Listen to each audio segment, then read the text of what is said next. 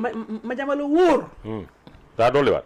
ah dolliwaat na yokk ci xar bi dama bëgg ma jamal jaañ man. yokk na ci xar bi ma bëgg ma jamal jaañ nii rek. yow Doudou yow. ma jamal bi doon téye leen ko. non damaa bëgg ma jamal jaañ fi nu wër naa ci saasi xam nga ma luy toroxal Sonko rek ci laay dox. luy toroxal Sonko rek ci laay dox man. maa tey est-ce que xam nga ne Abu Dhabi amul extradition. waaw defal naa ko ba nga wax loolu wuy ma dafa gën a dee mooy plan de vol bi xam nga ma jamal jaañ dafa téye plan de vol bi. waaw plan de vol bi ma jamal plan de vol bi la ma yónnee. non dama sonn man non damay xëcaraay non damay xëm dama ko laal wuyul bi plan de vol baa ngi. lii lu lii. lii mooy le plan de vol de Ousou Pastel. Ousou Pastel naay na wuyul bi xoolal. ba dem ma kii grandir ko xam nga ni ñu waxee. agrandir ko agrandir ko. agrandir ko xoolal flight Dakar lan flight radar 24 waaw fly radar 24 xoolal wuy ma waa ji feeru jóge ma nga ne point ba gis nga bële ba de. waaw Dakar a ngi nii merci ma ñam yokk naay na xoolal ma nga ne romb na Saint-Louis Ousou naay na. mais position bi mu nekk non mi ngi doog a génn Sénégal. mi ngi doog a génn Sénégal xoolal avion baa ngi nii. mi ngi nii xoolal surveille océan tamit. xoolal surveille avion bi. Ousou naay na. Ousou naay na. Ousou Pastel naay na plan de vol Ousou ngi nii en direct plan de vol Ousou ngi nii li yëpp investigation le seul journaliste d'investigation du Sénégal Madiambal Diagne la bête noire le cauchemar de Ousmane Sonko moo liggéey ba rafet bii nga xam ne Ousou day jaay maa xam Madiambal ko gën a xam Madiambal toog fekk këram place téye plan de vol Ousou yëgal Sénégalais yëpp ne Ousou naay na ma nga ne Ousou la fan la naay wax mu naay non fan la naay kay xam nañ ko. Abu Dhabi Abu Dhabi amul extradition. mooy maanaam kenn du la Ousou nag jabar gi nekk ñu fi. balaa may xam dëgg ni Ousmane Sonko mooy ndaanaan.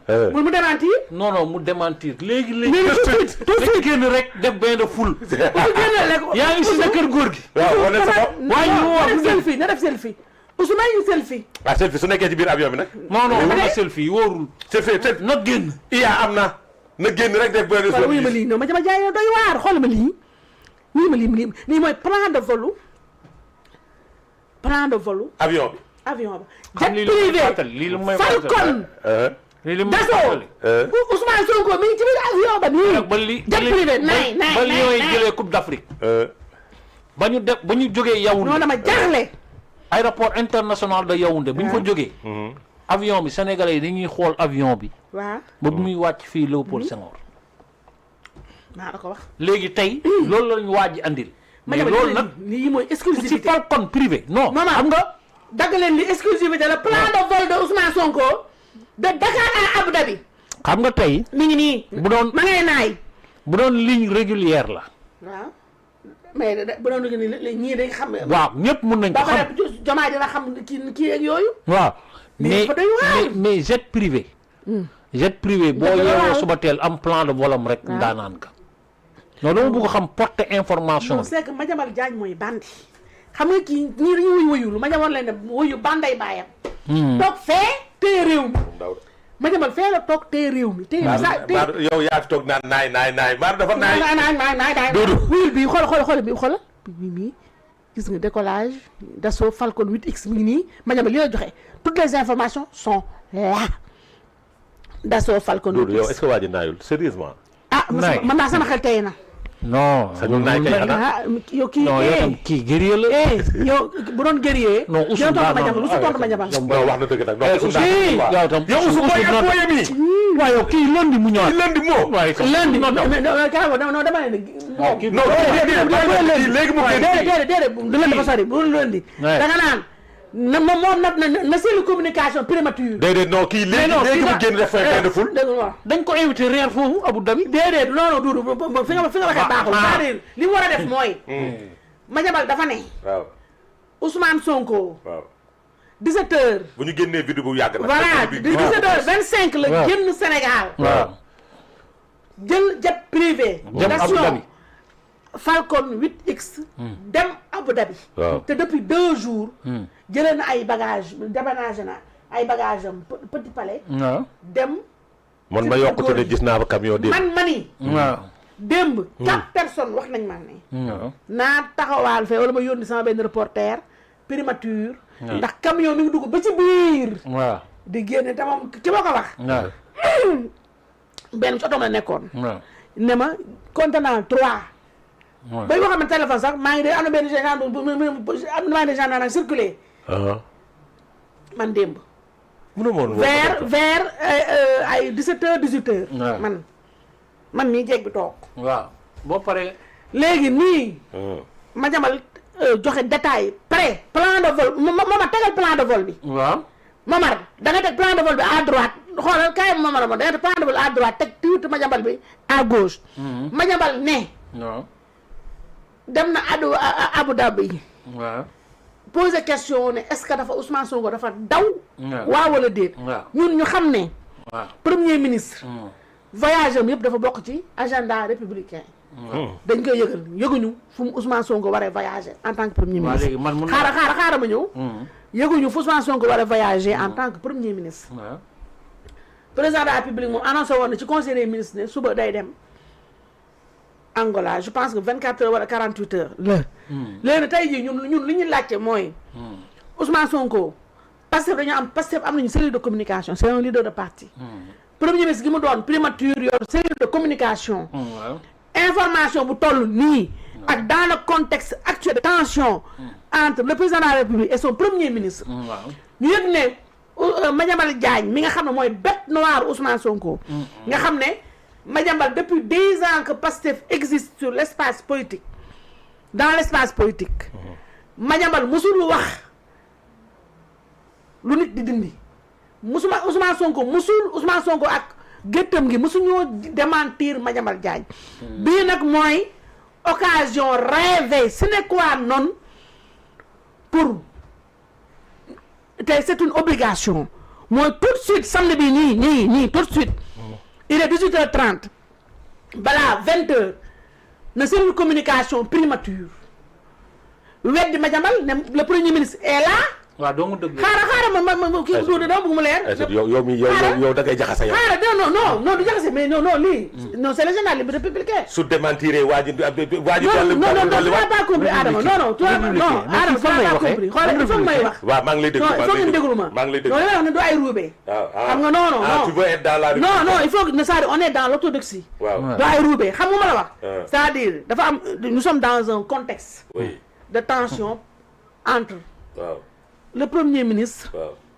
et le chef de l'État. Depuis 2 semaines, Sénégal activité yëpp a taxaw. dëgg la. Premier ministre Ousmane Sonko annoncé nañu ne dafa jël congé.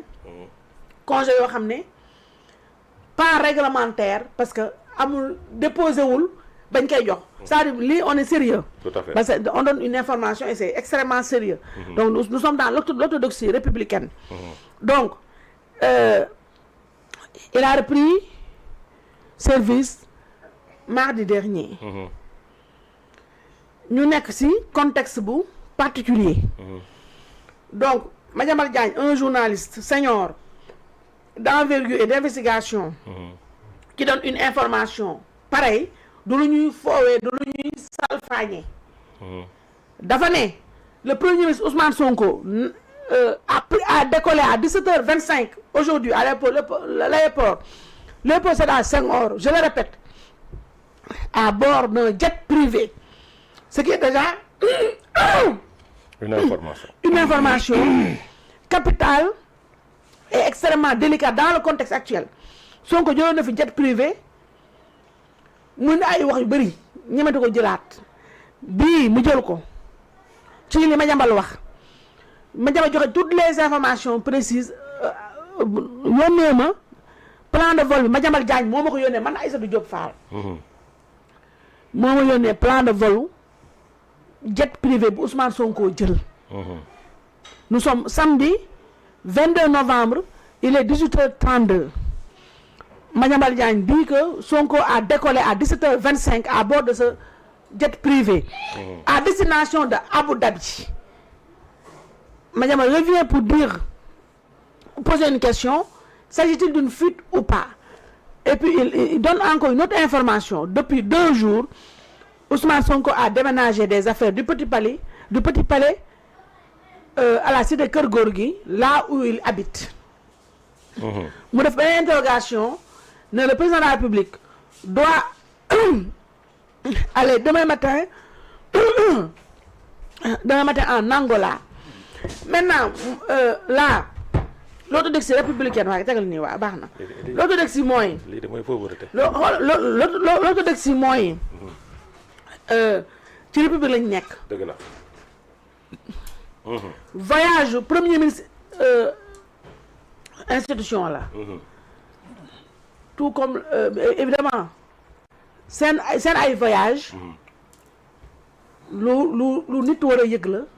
lu officiel la ñu yëgal ko nit ñëpp man léegi nii wax nañ ma SMS nii on m'a confirmé te ki ma ko confirmé mi ngi ci état bi la ne nee na ma ñoom yëguñu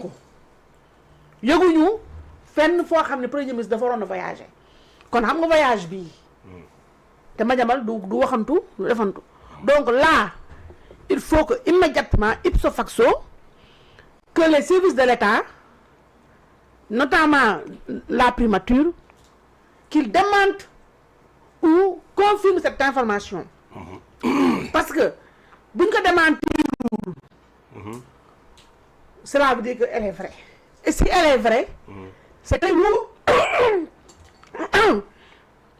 c'est très lourd de conséquences c'est très lourd de conséquences moo tax damaa bëgg bu ñuy wax xam nga mën nañu ruube mën nañu dàngam mais lii information la boo xam ne nii si c'est avéré et je suis sûr que c'est avéré parce que je connais Madiambal c'est une information extrêmement lourde de conséquences yoo xam ne du fii la ñuy waxee les conséquences yi donc te man lu ma te laa ki wax ak man nii nee na ma yaa en ce moment fii may waxee yéen nii man jeeg bi en ce moment nii yaa mënuma bëgguma wax réunion mais y a des gens qui sont en train de s'organiser pour lii kon xam nga ni du ay caaxaan. Doudou moo tax ma ni bëgg naa foofu nga déglu ma bu baax waaw c'est-à-dire soo fi nekkee di orthodoxie républicaine ak di naan est-ce que Ousmane Sonko buy voyager ñii war nañ ko yëg wala waruñu ko yëg c'est parce que yow xamoo dëgg-dëgg Ousmane Sonko ak nu mu ñu jàppee. nu mu ñu jàppee